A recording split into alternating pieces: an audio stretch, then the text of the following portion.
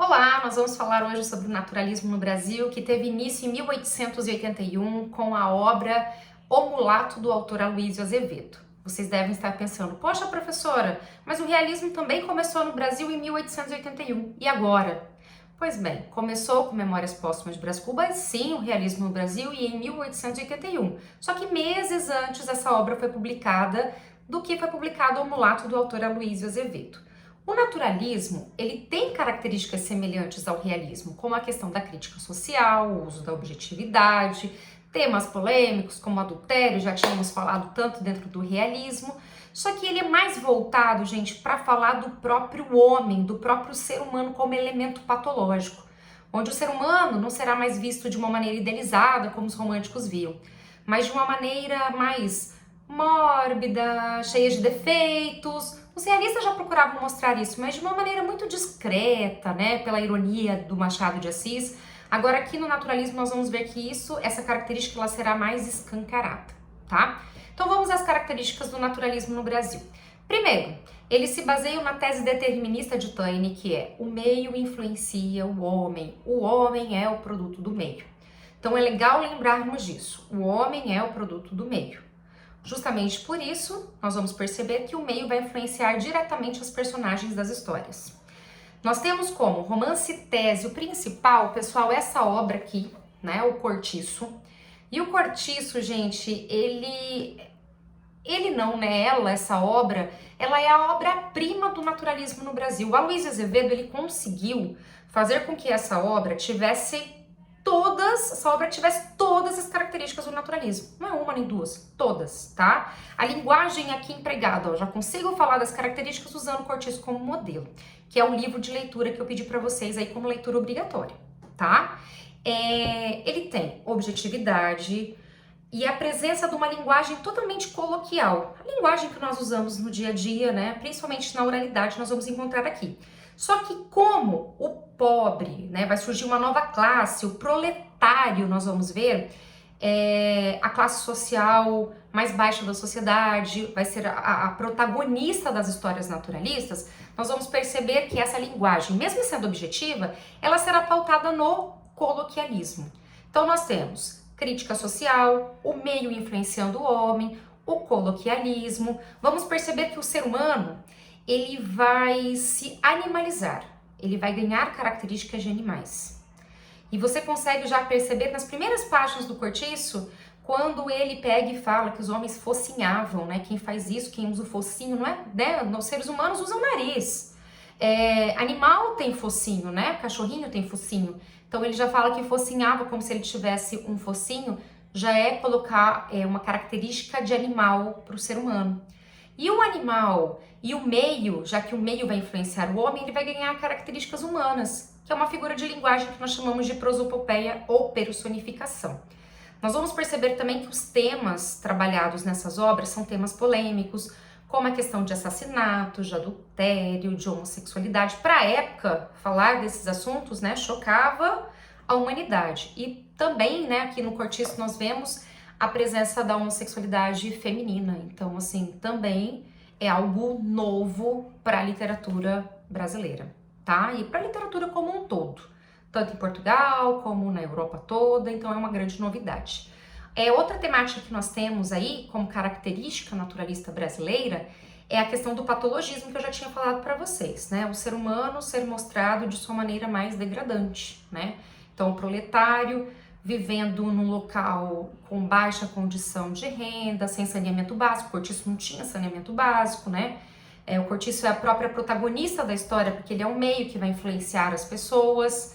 E esse local, ele é muito barulhento, porque ele é cheio de pessoas comuns, pessoas que pensavam naquela filosofia de Marx, de Engels, que dizia que o quê? Né? Que a força do trabalho pode trazer ascensão econômica para as pessoas. Então eles acreditavam que pelo trabalho eles iriam conseguir melhorar a sua condição financeira.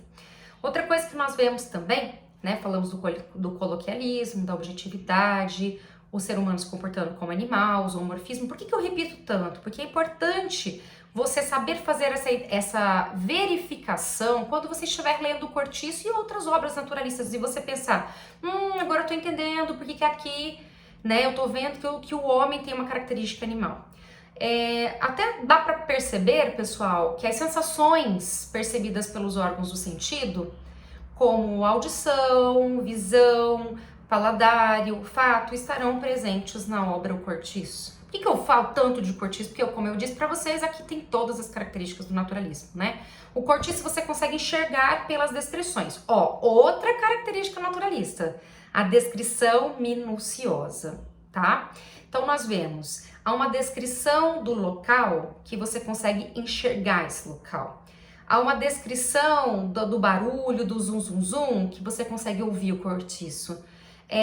Você consegue sentir o cheiro do cortiço. Na obra fala que as crianças, elas defecavam nas hortas e as pessoas iam lá e colhiam os legumes, os vegetais que eram ali produzidos, né? Eram ali plantados e eles comiam esse alimento. Então a gente parece que sente o cheiro e ao mesmo tempo fica com nojo, porque trabalha o paladar também. As mulheres, elas lavavam as roupas, escorriam águas pelo corpo das mulheres, pelas suas roupas. Você sente, né, a questão da água no corpo, desenvolvendo o tato e tudo mais. Então é muito importante você ver que o meio vai ganhar características humanas, prosopopeia, personificação, e o homem ganhando características animais. O homem, quando eu falo, pessoal, é o ser humano, tá? Tanto o homem quanto a mulher. Ele vai ter desejos sexuais por necessidade fisiológica, não pelo desejo, pelo amor e tudo mais, mas por necessidades fisiológicas. É assim que o narrador sempre conta nas suas histórias. E em O Cortiço, nós percebemos que o narrador, ele parece que ele está bem distante da obra, como se ele estivesse colocando uma câmera fotográfica, tentando colocar o zoom e aproximar essa história dele. Por quê? Porque ele mantém distanciado da história, ele não se envolve sentimentalmente com a história, ele não quer deixar-se influenciar também pelo meio, né? E ele não quer fazer julgamento nenhum de alguns personagens. Nós vemos aí o João Romão, que era um homem extremamente ambicioso e que vai formar o cortiço ao lado da negra Bertoleza, né, com quem ele vai se juntar, vai acabar pegando um pouco do dinheiro dela, vai fazer com que ela furte elementos da pedreira para construir os puxadinhos para formar o cortiço.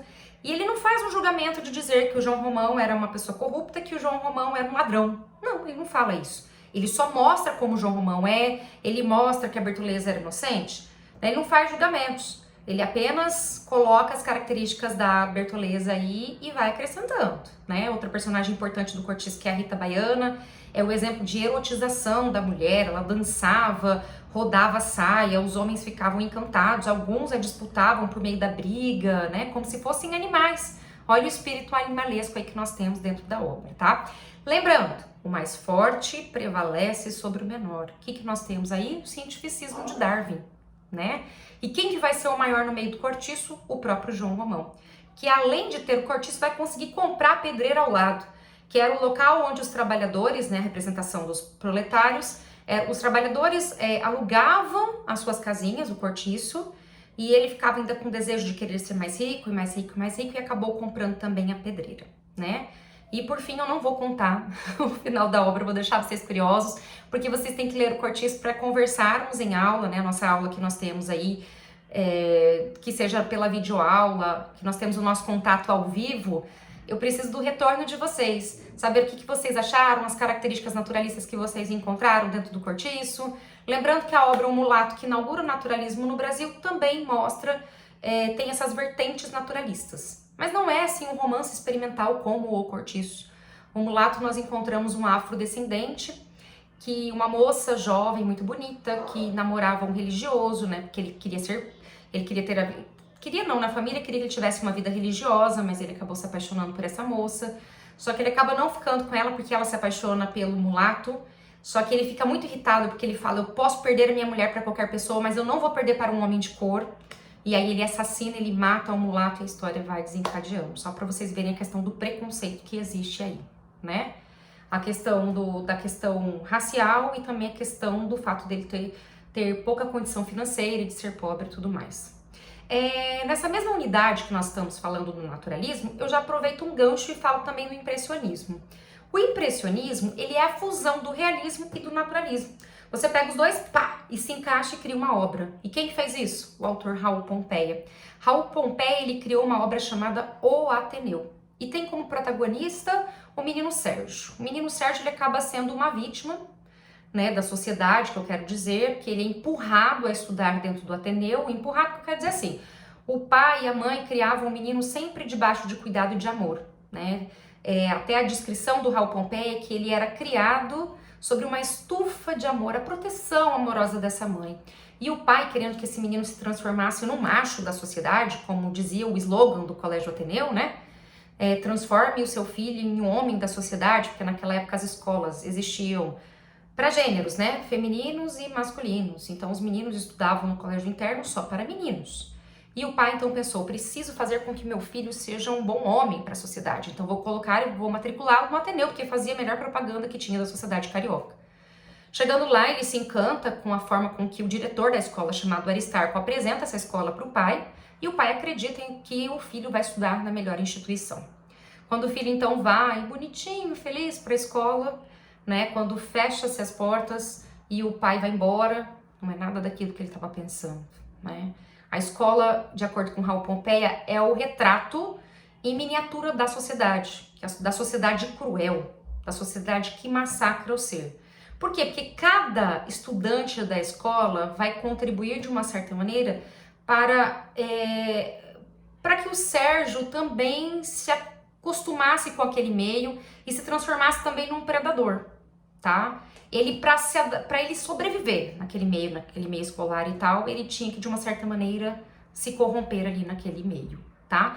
Então, nós vemos características realistas criticando a sociedade burguesa que vivia a aparência, né? E também pela figura do Aristarco, que parecia ser uma coisa que, na verdade, não era.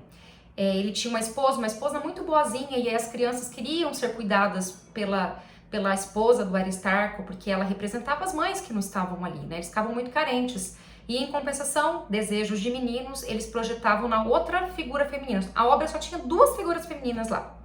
A esposa do Aristarco, aquela visão maternal, e a funcionária do local, que limpava e tudo mais, e que aspirava a sensualidade para os meninos e desejos, né? Como ele é colocado ali bem dentro de uma visão carnal, tá?